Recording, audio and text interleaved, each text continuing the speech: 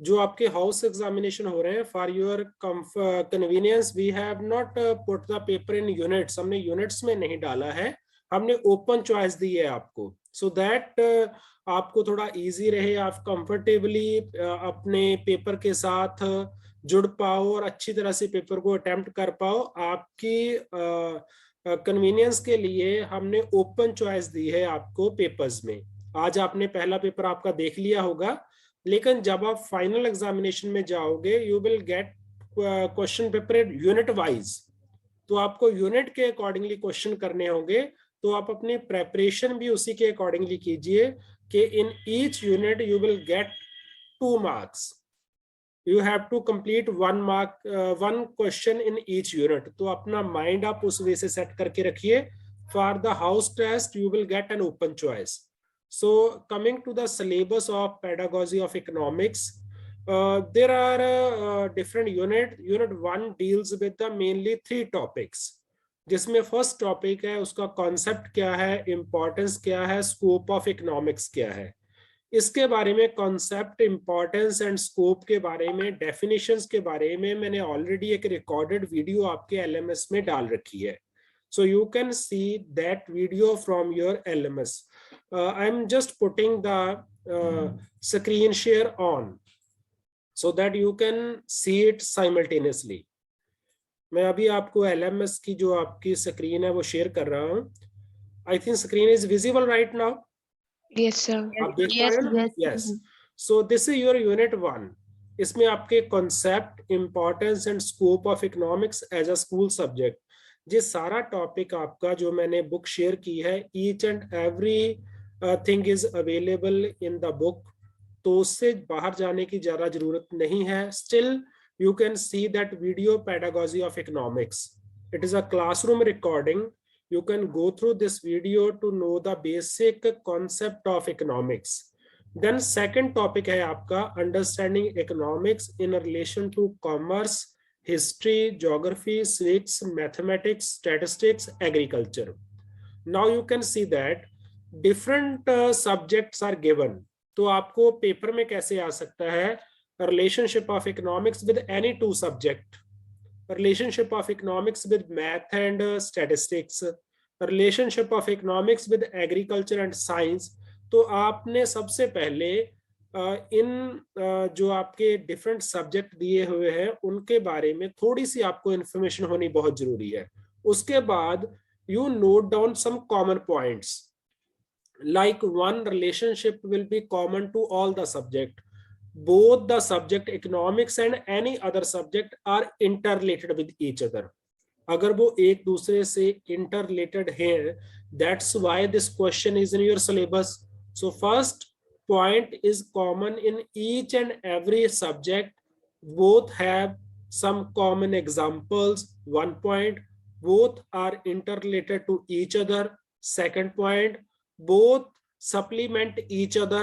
Third point, so these type of 4-5 point can fit into any subject। जब आप इसको book में भी देखोगे, आपकी बुक में इन डिटेल दिया हुआ है, आप उस डिफरेंट रिलेशनशिप को रीड आउट करोगे या उसको लर्न करने की कोशिश करोगे, अंडरस्टैंड करने की, you will find some similarities. तो आप अपनी नोटबुक में वो सिमिलैरिटीज नोट करते जाओ। उससे क्या हेल्प होगी, अगर आपको पेपर में आया कि इकोनॉमिक्स एंड ज्योग्राफी में क्या रिलेशन है, तो आपको ज्योग्राफी की नेचर पता है। ज्योग्राफी क्या स्टडी करती है, land, forms of land, environment, किसका फील्ड है, ज्योग्राफी का। तो इकोनॉमिक्स में हम फार्म की बात करते हैं, खेत की बात करते हैं, लैंड की बात करते हैं। So both are interrelated with each other। some of the methods will be common in geography as well as economics। for example, lecture method, demonstration method, these methods are common between one subject and the another subject। सो आप जब भी preparation करो तो in common चीजों को अपने mind में set करके जरूर रखना है। थर्ड थिंग, आप अपने कॉपी में चाहे बुक में अगर आपने प्रिंट आउट निकलवा लिया है, तो ये सब्जेक्ट के रिलेटेड एक एक पैराग्राफ जो आपको इंपॉर्टेंट लगता है उसको अंडरलाइन जरूर कर लो, ताकि आपके माइंड में उस सब्जेक्ट की इंफॉर्मेशन बड़ी क्लियर हो जाए, so that you can put in any type of question. किसी भी क्वेश्चन की फॉर्म देखकर उससे डरना नहीं है। Try to write as you know by correlating with the questions. Some time क्या होता है, इस एग्जाम में भी, हाउस एग्जाम में भी, जब फाइनल एग्जामिनेशन में भी एग्जामिनर अपने क्वेश्चन को पूछने का थोड़ा सा अपना वे चेंज कर लेता है। तो आपको सम टाइम ऐसा फील होता है कि question is out of the syllabus. Actually it is not out of the syllabus. मान लीजिए वो कोई एक डेफिनेशन दे दे, या मान लीजिए वो कोई स्टेटमेंट दे दे, उस स्टेटमेंट के बेसिस पे दो सब्जेक्ट का रिलेशनशिप पूछ ले, तो आपको लगेगा ये स्टेटमेंट तो हमारे सिलेबस में है नहीं। So in such a scenario, try to understand the question. That is very important in economics as well as in other subjects. जब भी आप पेपर को अटेम्प्ट करते हो, first of all read the question very carefully. आपने हर एक question को अंडरस्टैंड करने की कोशिश करनी है कि असल में एग्जामिनर ने पूछा क्या है हमसे, और फिर देखना है कि अगर दो बातें पूछी है हमें एक क्वेश्चन में, तो पहले के कितने मार्क्स हैं, दूसरे के कितने मार्क्स हैं। मान लीजिए मैंने पूछा define economics, discuss its importance and scope. अब 3 पार्ट बन गए क्वेश्चन के। डिफाइन इकोनॉमिक्स, इसके मैंने 2 नंबर लिखे हुए हैं। देन इंपॉर्टेंस के 3 मार्क्स लिखे हुए हैं, एंड स्कोप के मैंने अगेन 3 मार्क्स लिखे हुए हैं। मान लीजिए 8 मार्क्स का क्वेश्चन है, मैंने उसको डिवाइड कर दिया 2 3 3। तो आपने अपने लिखने का स्टाइल भी उसके अकॉर्डिंगली चेंज कर लेना है। 2 मार्क्स में कितना लिखोगे, 3 and 3। तो you will give equal importance to importance as well as scope. ऐसा नहीं कि 5 पेज में इंपॉर्टेंस लिख दी और 1 पेज में स्कोप लिख दिया। जब आप ऐसा करते हो, यू लूज सम मार्क्स। तो आपने इस बात को ध्यान रखना है। पहली बात, क्वेश्चन पेपर को अंडरस्टैंड करना है, उसके अकॉर्डिंगली लिखने की कोशिश करनी है। किसी भी क्वेश्चन से डरना नहीं है, उसको अंडरस्टैंड करके जितना आपको आता है you have to write. BEd में एक फंडा है कि अगर आप उसका लॉजिक पकड़कर टू द पॉइंट लिख दो, you can get a very good marks. जैसे मैथमेटिक्स में अगर आप ग्रेजुएशन में, या इकोनॉमिक्स में आप ग्रेजुएशन में, या एमकॉम में आप कोई एक थ्योरम लिखने जा रहे हो, तो आप जितनी देर तक उस थ्योरम को उसके अकॉर्डिंगली एक्सप्लेन नहीं करोगे, कितना कर्व जानी है, कितनी ऊपर है कर्व, कितनी नीचे है, you can not get marks. But यहाँ पे आपने कोई कर्व ड्रा नहीं करनी, आपने सिर्फ सब्जेक्टिव पेपर लिखना है। If you have a good understanding of economics during your graduation and the interaction in B.Ed, you can easily write answers. So first of all, you must be in a very good confidence that I can do it. Then aims and objective of teaching of economics at secondary level in light of NCF. आपको अपनी book में इसमें detail लिखे हुए मिल जाएंगे, primary level पे, secondary level पे। आपने फोकस करना है सिर्फ सेकेंडरी लेवल पे, क्योंकि हमारी इकोनॉमिक्स 9 to 12th क्लास तक इंपॉर्टेंट होती है। तो वहां पे आपने सिर्फ सेकेंडरी लेवल पे फोकस करना है। और एनसीएफ क्या था, नेशनल करिकुलम फ्रेमवर्क, जे 2005 में आया था। अब इसका नया करिकुलम फ्रेमवर्क बन रहा है इन 21-22। सो एनसीएफ के अकॉर्डिंगली ही आपकी बुक्स में दिए हुए हैं। अगर आपने कोई भी 9th से लेकर 12th क्लास की बुक देखी है, तो जो भी उसमें एम्स एंड ऑब्जेक्टिव लिखे हुए हैं, those objectives are according to NCF 2005।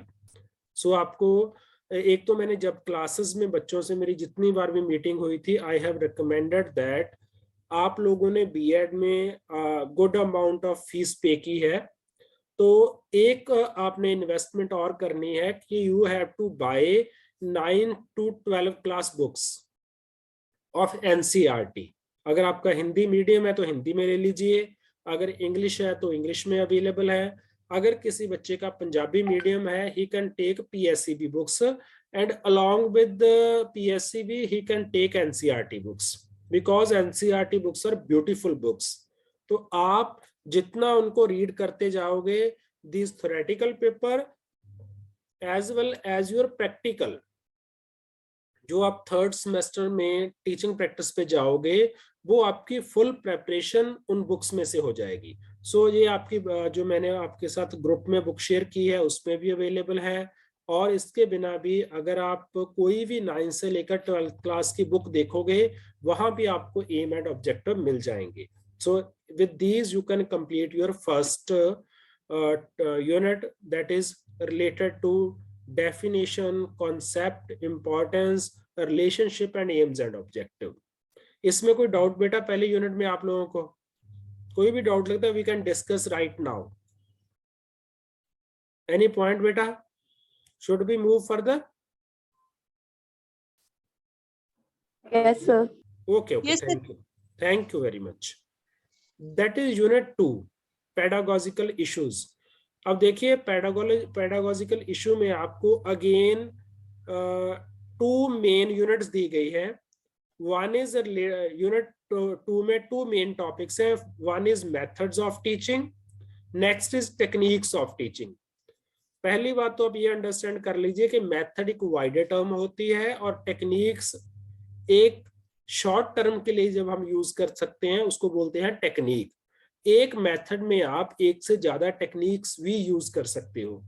इन सभी मेथड की समरी इस वीडियो में भी दी हुई है जो आपके सामने डिस्प्ले हो रही है, summary of unit 2 methods of teaching.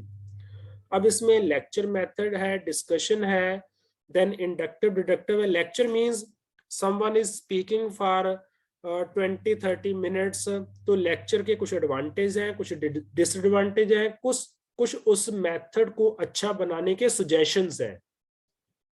These are the 3 things in each method. First, meaning of the method. Second, advantages of that method.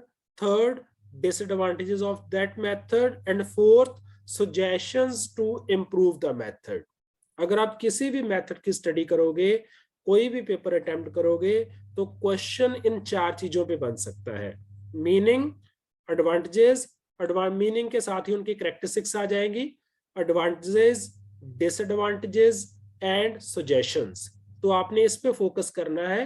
Then lecture discussion means with the help of student you are discussing some topic like we can discuss budget of India in coming days. The budget will be presented by the union government, so we can arrange one discussion on budget। अब discussion में question answering होगी, एक दूसरे से interactions होंगी, that is a discussion. अगर आप book में देखोगे each and every method is beautifully explained with enough examples।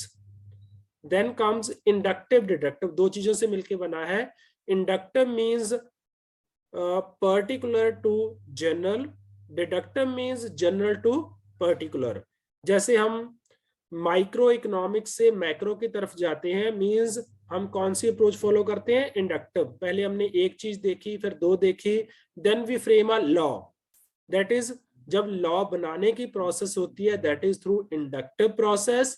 जब जैसे लॉ ऑफ डिमांड है, लॉ ऑफ सप्लाई है, लॉ ऑफ इक्विलिब्रियम है, जब हम इन चीजों की टेस्टिंग करते हैं कि whether these laws are applicable और not, we are following deductive method, deduce करना, going from general to particular. Inductive means going from particular to general. अब देखिए जो हमने रिलेशनशिप का एक टॉपिक आपसे बात की है पहले यूनिट में, और यूनिट 2 में मेथड्स, ये आपके जो टीचिंग सब्जेक्ट 2 है वहां पे भी आपके कॉमननेस है, मेथड चेंज नहीं होंगे। यहाँ भी इंडक्टिव डिडक्टिव मेथड का मीनिंग सेम है। अगर आप मैथमेटिक्स में इसको लर्न कर रहे हो वहां पे भी इसका मीनिंग सेम है, only the examples will change. in a mathematics paper you will give examples of algebra, in economics you will give examples related to your law of demand, law of supply। then project method means आप कोई project बच्चों को दे रहे हैं। Project क्या हो सकता है कि आपने किसी फार्म हाउस में बच्चों को सेंड किया है, वहां पे एग्रीकल्चर कैसे होती है, या किसी इंडस्ट्री में सेंड किया है, प्रोडक्शन कैसे होती है, you are focusing on that particular issue, that is project method। then survey method, in economics we can conduct different kind of surveys survey of the standard of living of the people, survey of poverty in particular area. So ऐसे topics को teach करने के लिए we can use survey method. Then cooperative learning method, different kind of videos I have added in LMS about the cooperative learning method also. So you can go through these methods. आपने किसी को cram करने की कोशिश नहीं करनी. जब भी आप बुक से रीड कर रहे हो, जब भी आप वीडियो से देख रहे हो, just go through the method. जैसे आप रूटीन में कोई बुक रीड कर रहे हो, just go through. You will if you are able to understand the concept, you can make points.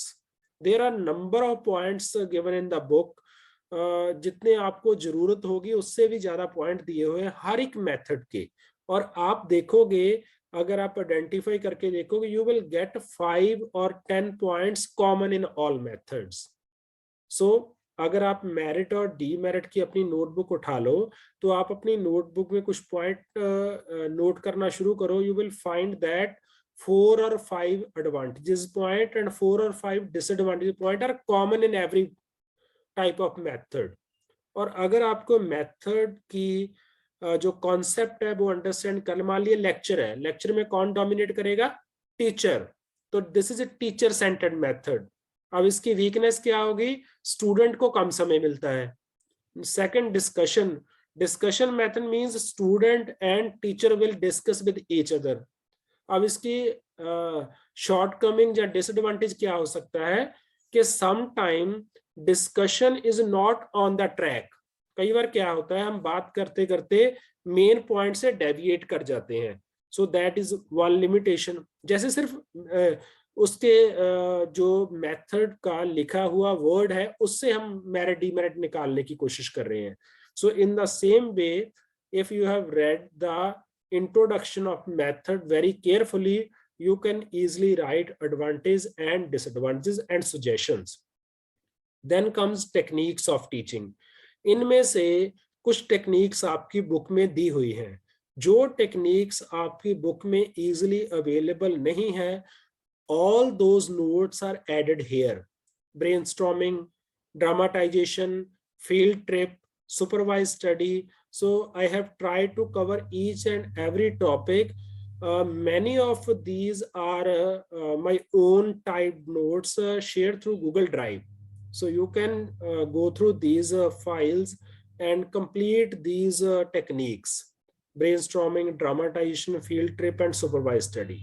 These are the videos related to cooperative learning methods. Then comes unit number 3. Unit number 3 is curriculum and professional development. In this particular unit, you have 3 main topics.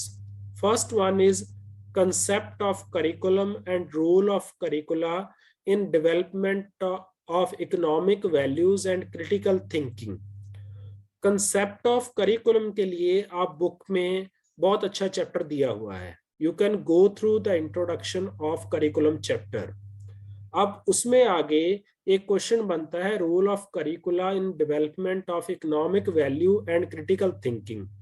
अगर आप book में find out करोगे, you will not find this answer. This was the change in the syllabus. So I have added some point of economic value and critical thinking through this file which is shared with you people on Drive, Google Drive. You can see it from here. So it can also help you people to prepare this question related to curriculum and how the curriculum of economics is helpful to develop economic values and critical thinking. Then comes textbook importance and qualities, a very simple topic.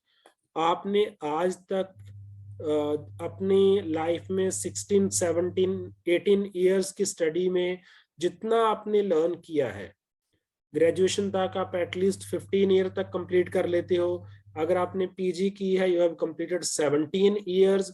आपने जो text books में देखा है, you have to write. Text book का meaning क्या है, उसका teacher के लिए एडवांटेज क्या है, स्टूडेंट के लिए एडवांटेज क्या है, उसकी इंपॉर्टेंस क्या होती है और उसकी क्वालिटीज क्या होती हैं. हर एक टेक्स्ट बुक की कुछ इंटरनल क्वालिटीज होती हैं कि उसमें मैटर कैसा है, डायग्राम्स कैसी है, उसमें उसकी प्रिंटिंग कैसी है, some are the external qualities, उसकी आउटर कवर कैसा है, उसकी बाइंडिंग कैसी है, उसका पेपर कैसा है, these are the external qualities and some are the internal qualities. Internal quality में एग्जांपल्स कैसी ऐड की हैं, डाटा अपडेटेड है या नहीं है, you have to write simple points of the qualities internal as well as external qualities. Then importance for student, teacher and parents. You know that text book help teacher, student and parents. जो जो उनको advantages होते हैं, जो जो उनको उसके importance होती है, that is the main question, that is a very simple question textbook. Then comes supplementary material.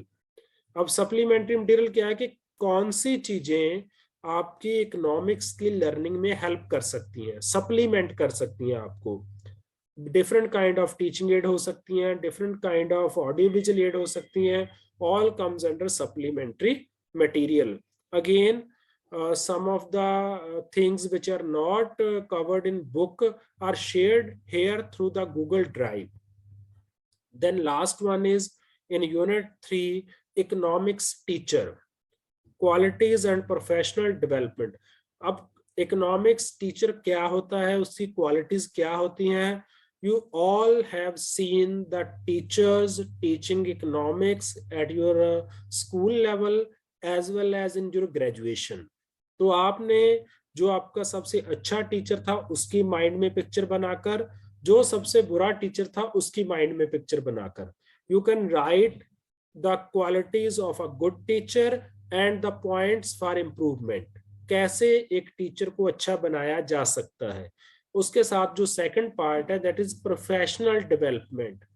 एक इकोनॉमिक्स का टीचर अपने आप को कॉन्टिन्यूसली कैसे ग्रो कर सकता है, कॉन्टिन्यूसली कैसे अपने आप को इवॉल्व कर सकता है, that is related with professional development of the teacher. इसमें उसका कॉन्सेप्ट क्या है, need and ways of professional development. You will find n number of point in this Google Drive file where different type of professional development activities are added. वो seminar attend कर रहा है continuously, then वो जो new happening हो रही है economics की उसके बारे में जान रहा है, कोई ना कोई प्रोफेशनल डेवलपमेंट का प्रोग्राम ज्वाइन कर रहा है। All these things comes under the professional development.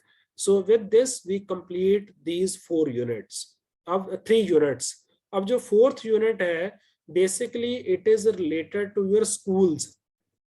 आपने जो 3rd सेमेस्टर में जाकर इंटर्नशिप करनी है, आपने जो 9th से लेकर 12th क्लास तक की बुक्स आपको एनसीईआरटी ने दी हुई है, these 3 topics are taken from those books.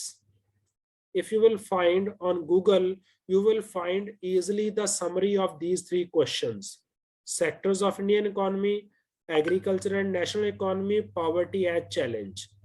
Some of the question are I think one question is covered in the book also.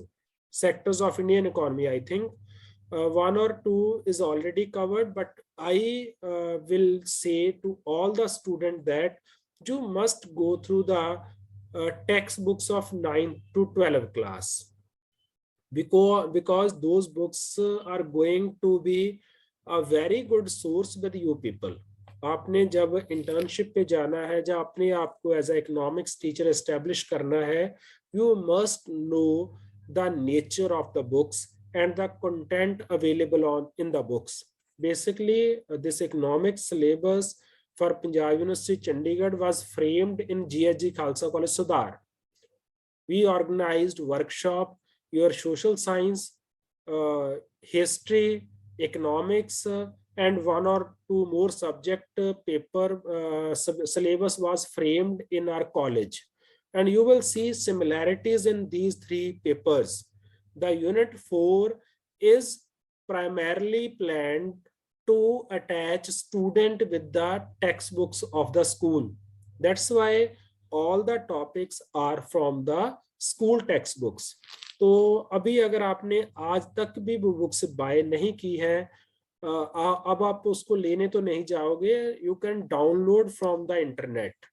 But अगर आप चारों बुक्स भी लोगे 9, 10th, +1, +2, it will not cost more than 500 rupees. So I strongly recommend to all of you that you must buy these 4 books.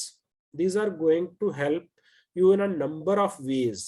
आप चाहे semester 2 का exam दोगे, जब आप सेमेस्टर 3 में इंटर्नशिप में जाओगे, all these will be really helpful for you people. Now I think this session was for the revision of the syllabus. आपके सिलेबस में कौन सी चीज कहाँ पे पड़ी है, कौन सी आपकी बुक में इजीली अवेलेबल है, कौन सी आपको नोट्स से मिल जाएगी, कहाँ पे आप वीडियो देख सकते हो. Now I think you all are very much smart that you can handle these things very easily. और आप भी जानते हो कि आपके लिए भी एक लकी चांस होता है कि when you get a chance to give paper in a online mode. So in a online mode you have some freedoms. We know that you will use those freedom in a judicious way. I will advise all of you that always make your own notes before sitting into the examination. Make your own notebook, note down the key points. That will really save your time. It will save your time and energy, and you can complete your answer sheet within the time. जब final exam भी होगा, आपने इस बात को mind में रखना है कि जितना टाइम आपको दिया गया है लिखने के लिए, then Punjab University gives some time to complete your paper and do the scanning work and uploading. So in the given time you have to complete all the formalities. So I think you will easily do it. Today आपने आज ERP पे paper upload किया कि mail पे send किया? Majority of the student ने कौन C option को अडॉप्ट किया बेटा? Sir ERP. Very good, very good. ERP is the simplest way. Some time आपको ईमेल में कोई इशू है, ERP में आपके पेपर मिस होने का भी कोई चांस नहीं रहता. A teacher will find your paper roll number wise. So that will be helpful for you people and a good practice for final examination also. In some of the situation when ERP has some technical issues, then we can use email or the other modes. Otherwise ERP is very simple mode. अगर आप जैसे आपने ये LMS देख रहे हो Moodle, ऐसे ही जितनी बार आप लॉगिन करोगे आपके LMS पे या ERP पे, you will find these things very easy. These are made for your convenience. So I think this kind of orientation will help you people to give your tomorrow exam. Sure, yes, sir. Now you people can tell me any kind of problem or any kind of discussion you want from my side. Should I stop share here? Screen बंद कर दूं मैं बेटा? Yes, sir. Okay, तो इसी वे से मैं आपकी एक क्लास ICT की भी प्लान कर रहा हूं, शायद मैं कल लूंगा. तो ICT में भी मैंने ईच एंड एवरी यूनिट के नोट्स डाल रखे हैं. तो आपने जो भी बुक इशू करवाई है उसके accordingly you can also complete your topics of ICT. तो अभी आपका कोई भी क्वेश्चन है, यूर मोस्ट वेलकम बेटा. Anjali, Aman, Gurpreet, Lovepreet, Manpreet, Ruby, Smriti, you all are most welcome to ask any question बेटा. सर आपने बोला है कि आप CBSE की 9th to 12th स्टैंडर्ड की बुक्स रेफर कर सकते हैं. सर बट वहां पे तो सर हमने इकोनॉमिक्स पढ़ी ही नहीं है, क्योंकि मैं तो एक CBSE स्टूडेंट हूँ सर, केवी की. हाँ. तो हमने तो वहां पे 11th 12th में सर जाके इकोनॉमिक्स पढ़ी है. नहीं बेटा, जब आप देखोगे ना CBSE की बुक सब, ये क्लास आपके टाइम में मे बी +1 से हो, लेकिन अभी 9 से इकोनॉमिक्स स्टार्ट हो जाती है. Okay sir. You will find economics from 9th onward. CBSE, अब देखिए मैंने CBSE का नाम शायद लिया ही नहीं था एक बार भी. You people are correlating NCERT with CBSE because CBSE usually follow NCERT books. Yes sir. तो अगर आप NCERT की बुक्स उठाओगे तो वो अलग अलग ज्योग्राफी की बुक अलग आती है, हिस्ट्री की अलग आती है, इकोनॉमिक्स की अलग आती है. You will find different sections. तो आप उसके अकॉर्डिंगली अपनी बुक बाय कर सकते हो। You can buy economics book, अगर आप गूगल पे भी सर्च करोगे you will find it. Okay, thank you sir. Any other question बेटा? Any other student?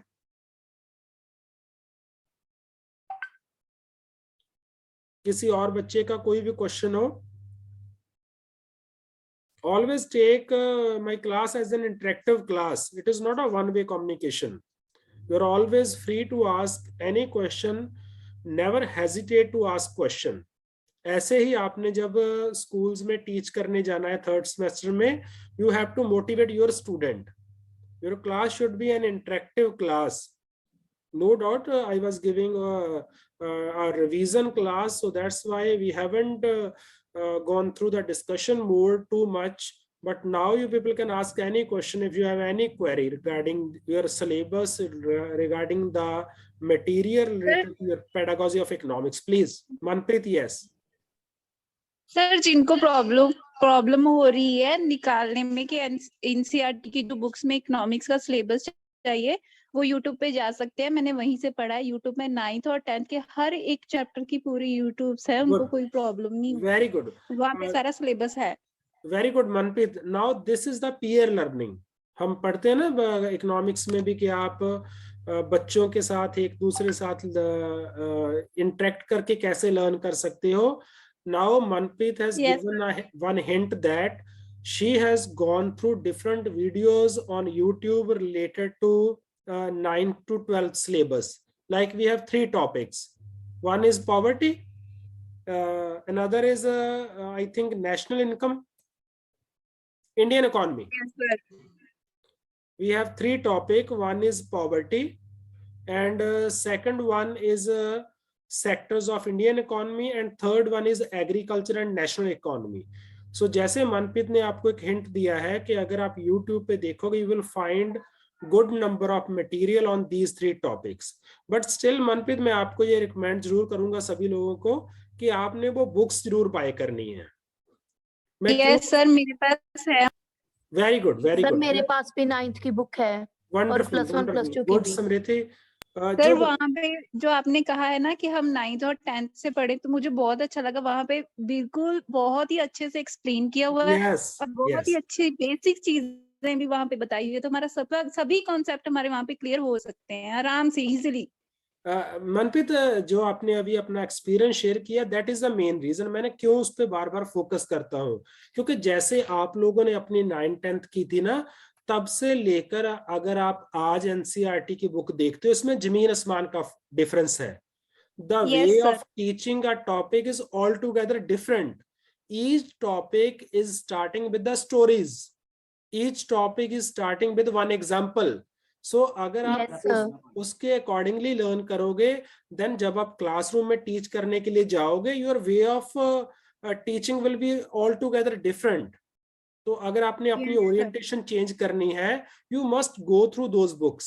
That's why in every class I recommend to my student that go to these classes, books, buy these. Sir, actually मुझे इसीलिए पता था क्योंकि मैं 9th और 10th को पढ़ाती हूँ, तो वहाँ पे पढ़ा भी है हमने और उनको पढ़ाते हैं, तो पढ़ाने से ज्यादा एक्सपीरियंस आता है बच्चों को। तो इसीलिए जो बच्चे ट्यूशन लेते हैं, जो बच्चे घर में टीचिंग करते हैं, they can understand the importance of those books.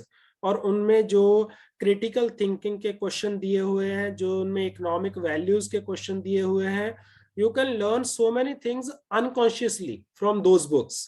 So once again I recommend that you all should buy those books. आप अपने जैसे आपका I think all girls have joined this session, जैसे आपका मेकअप का सामान होता है ना कि आप उसको एक साइड पे रखते हो, कभी किसी चीज को यूज करते हो, कभी किसी को, इन द सेम वे अब आप टीचर बनने जा रहे हो, आपके पास भी एक टीचिंग टूल किट चाहिए। अगर आप इकोनॉमिक्स और कॉमर्स आपके 2 सब्जेक्ट हैं, तो उसकी स्कूल की books, then your duster, then your chalk, then your 2-3 main requirements that should be always with you. जैसे आपका एक essential things का एक बैग बना होता है, ऐसी आपकी टीचर टूल किट बनी होनी चाहिए। In that tool kit you can add all these things. These will really make you a very good teacher in front of students.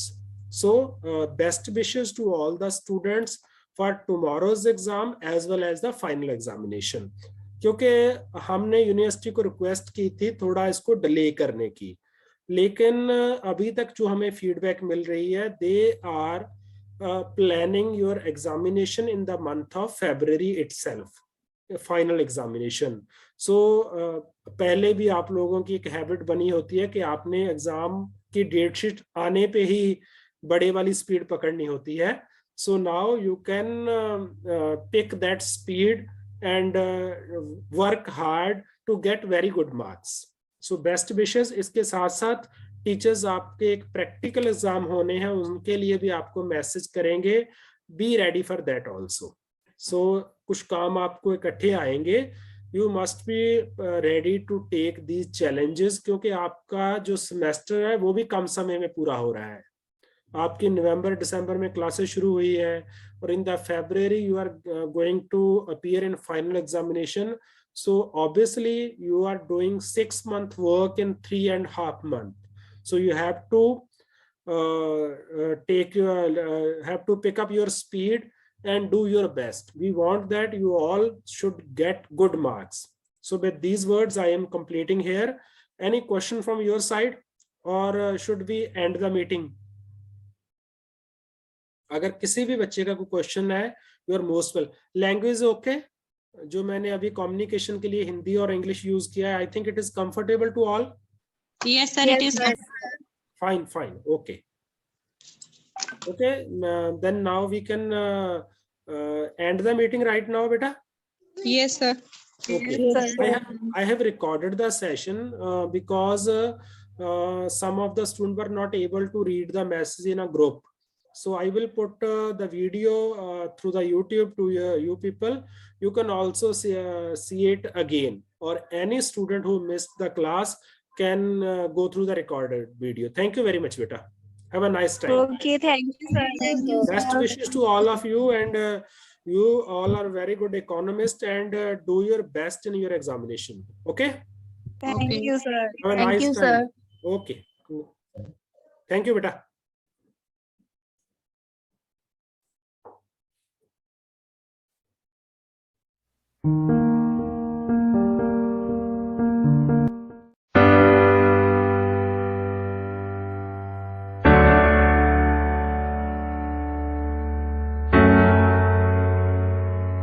A mediocre teacher explains, a good teacher demonstrates, and a great teacher inspires.